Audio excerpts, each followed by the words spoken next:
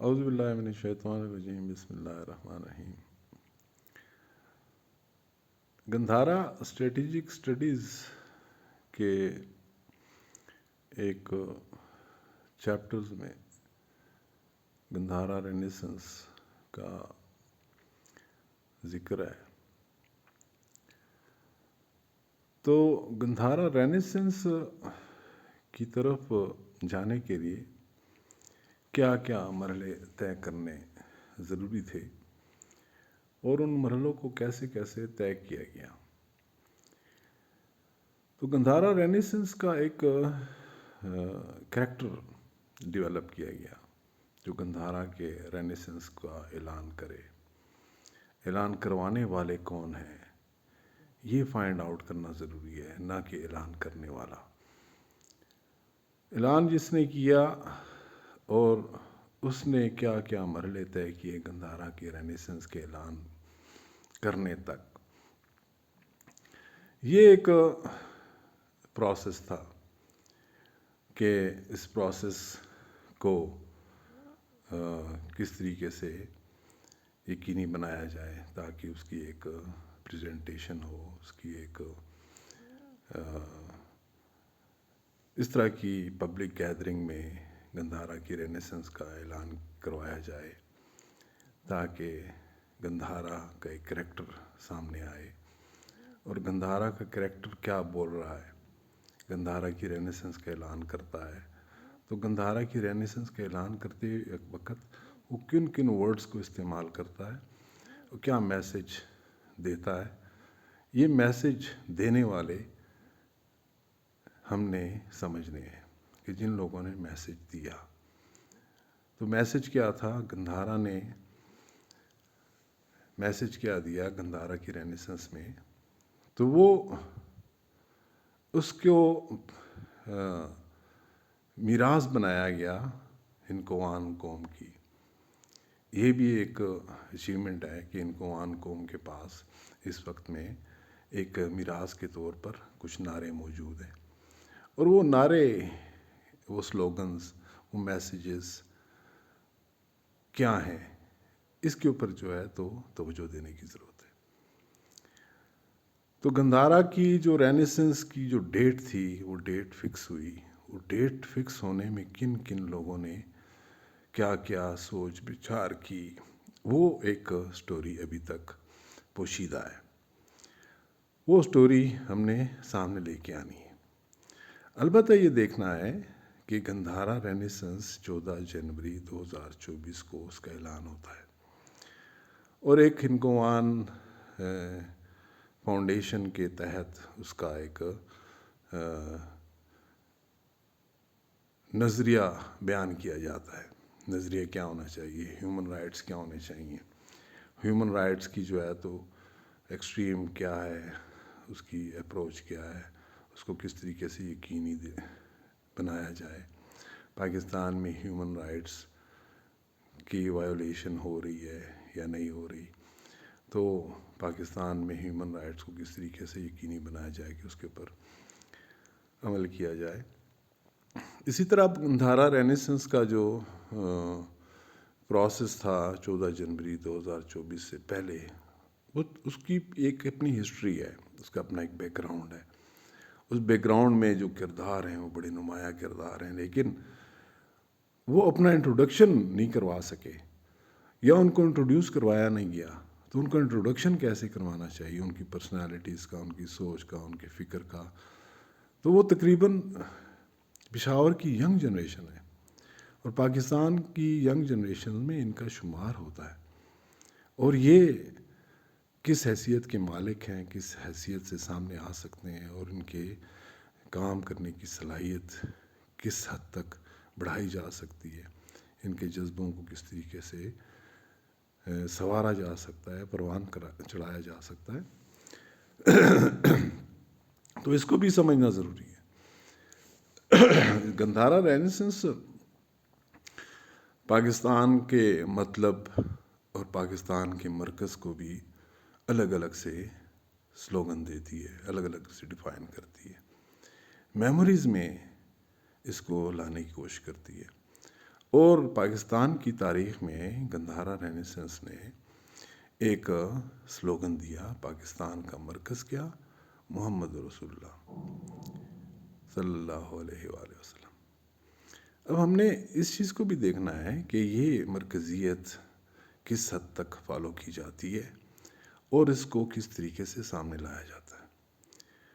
تو جب پاکستان کا مرکز کیا محمد رسول اللہ صلی اللہ علیہ وآلہ وسلم، تو اس کے بعد جو ہے تو پشاور میں ایک ڈیولپمنٹ ہوتی ہے، اور ڈیولپمنٹ جو ہے تو پاکستان میں پھر ایک جب نئے صوبوں کی بات ہوتی ہے تو نئے صوبوں میں صوبہ محمدیہ شمالی، صوبہ محمدیہ جنوبی کا ایک آغاز اٹھتی ہے پشاور سے، جو پشاور کے ہندکوان نے، پختون نے، بابر نے، بابری قوم کے ایک سپوت نے وہ آواز اٹھائی۔ پاکستان جولر ایسوسی ایشن کا چیئرمین بھی ہوتا ہے، اور پشاور کا ایک عظیم سپوت جو یہ آواز بلند کرتا ہے۔ تو گندھارا کی رینیسنس کے اعلان کے بعد گندھارا کے ہی صوبہ پختونخوا کے متعلق یہ ایک سوچ یا ماتھا ٹھنکتا ہے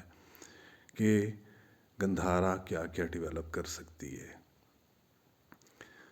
تو گندھارا کی ہم نے جب رینیسنس کی بات کی تو اس میں ہم نے پشاور میں کچھ ایسے کردار دیکھے جو کہ اپنی کمیونٹی کو بہترین سروسز دے سکتے ہیں اور ایجوکیشن میں دے سکتے ہیں، اور اس کے لیے جو ہے تو انہوں نے کام شروع کیا، اور پھر وہی منشور جو ان کا ہے اپنایا گیا، پشاور کی ایلیٹ کلاس نے اس کو اپنا لیا، اور انہوں نے ہائر ایجوکیشن کے لیے اسکالرشپس کا اجرا کیا۔ گندھارا تہذیب اس کو بھی دیکھتی ہے۔ تو پشاور میں جو ڈیولپمنٹ ہو رہی ہیں تو اس میں جو ہے تو پشاور کے چند ایک ستارہ امتیاز کے قابل، اگر گندھارا تہذیب کبھی ایوارڈز منعقد کرتی ہے تو پھر ان ستاروں کو ستارہ امتیاز دینے کی ریکمنڈیشن کرتی ہے حسن کارکردگی کی بنیاد پہ۔ اس میں احمد صمد صاحب، اس میں سید محمد شکیل شاہ صاحب، ملک سہل الہی المعروف ملک شان الہی صاحب، اور جناب غلام بلال جاوید صاحب، اور سب سے بڑھ کر جناب امین حسین بابر صاحب، یہ اس قسم کے کریکٹر ہیں جو کہ اپنی ایک انفرادیت لے کر پشاور میں موجود ہیں۔ تو گندھارا کی رینیسنس نے بہت کچھ دیکھا اور اس کو ایکسپلین کیا گیا۔ گندھارا کا ایک اقرار نامہ پشاور میں انٹروڈیوس کیا گیا پبلکلی، اور اس میں اقرار نامے میں کچھ مسلمانوں کے عقائد کو اجاگر کرنے کی کوشش کی گئی تاکہ گندھارا کے تحت جو پاکستان کے اندر مسلمان کمیونٹی رہتی ہے وہ کس طرح سوچ سکتی ہے۔ تو گندھارا اپنے طور پہ جو رینیسنس کے طور پہ اپنا کردار ادا کر رہی ہے، تو اس نے نہ صرف پشاور کے مشاہیر کو اور ایلیٹ کلاس کو، عام نوجوانوں کو متاثر کیا، بلکہ جو کردار سامنے آئے گندھارا کی نشاط ثانی کو، ان کا پشاور میں اپنا ایک رسر و رسوخ پیدا ہوا۔ یہ ایک بہت بڑی اچیومنٹ ہے گندھارا کے رینیسنس کے حوالے سے۔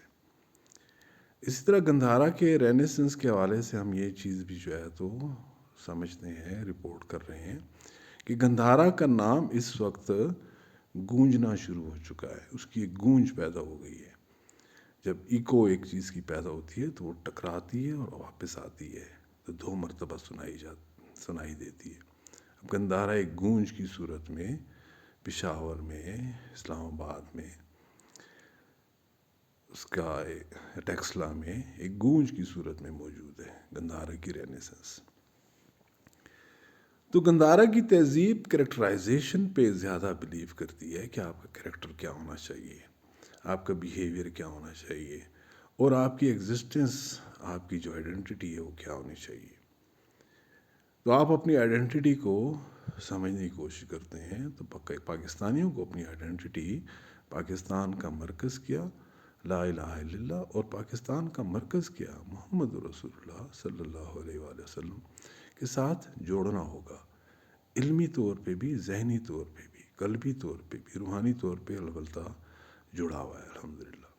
البتہ علمی طور پہ آپ کو اپنے آپ کو تسلیم کرنا ہوتا ہے اور اسی سے انسان کی یادداشت بہتر ہوتی ہے۔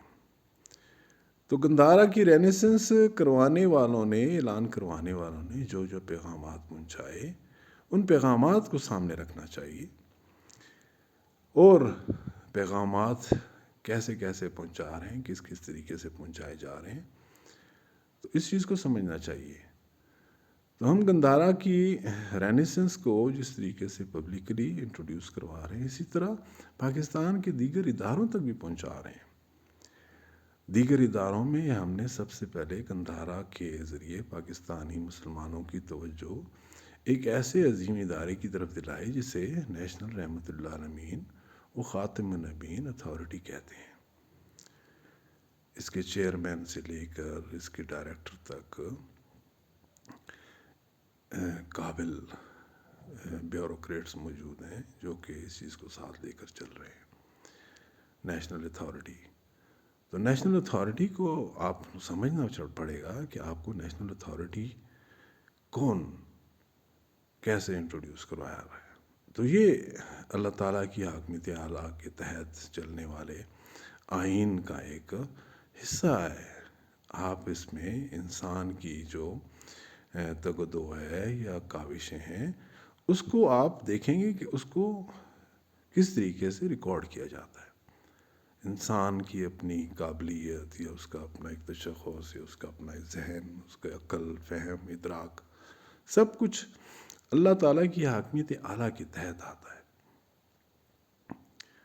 تو پھر پاکستان بھی اللہ تعالیٰ کی حاکمیت اعلیٰ کے تحت چلنے والے ایک ملک کو آئین دیتا ہے، تو آئین تمہید آئین کے متعلق بھی سمجھاتا ہے کہ تمہید آئین میں آپ کو اللہ تعالیٰ کی حاکمیت اعلیٰ کا کس طریقے سے ادراک ہونا چاہیے، اطاعت ہونی چاہیے۔ تو اطاعت کو کس طریقے سے ڈیفائن کیا جانا چاہیے۔ پاکستان کے جمہور اطاعت پسند ہیں، تو اطاعت پسندی میں وہ کس اسوہ کاملہ کے تحت ہیں، یہاں پہ مسلمانوں کو سوچنا پڑے گا۔ اسی طرح پاکستان کے اندر رہتے ہوئے گندھارا نشاط ثانیہ افغانستان اور پاکستان کے تعلقات کو بھی دیکھتی ہے کہ افغانستان اور پاکستان کے تعلقات میں بہتری کیسے لائی جا سکتی ہے، افغان عوام، پاک عوام آپس میں بھائیوں کی طرح کیسے رہ سکتے ہیں، جس طرح پاک چین دوستی زندہ باد اور پاک افغان دوستی بھی زندہ باد ہونی چاہیے۔ یہ کیسے ممکن ہے، اس کو کیسے ممکن بنایا جا سکتا ہے؟ تو گندھارا تہذیب آپ کو اس طرح گندھارا کی نشاط ثانیہ کے ذریعے متعارف کرواتی ہے کہ آپ اپنا ایک کردار ادا کریں بطور پاکستانی، بطور پشاوری، بطور پنجابی، بطور سندھی، بطور بلوچی، بطور ہندکوان، بطور سندھی اردوان، بطور چترالی۔ آپ کی تو انتہائی بہت زیادہ قومیتیں ہیں، تو یہ تمام کی تمام قومیتیں مل کر پاک افغان دوستی کو کس طریقے سے زندہ باد تک لے جا سکتی ہیں۔ یہ پاکستانی کریکٹر ہے، اس کریکٹر کو سمجھنا پڑے گا اور اس کریکٹر کو ڈیفائن کر کے اس کے میسیجز رینیسنس کی صورت میں آگے پہنچانے ہوں گے۔ شکریہ جی، السلام علیکم۔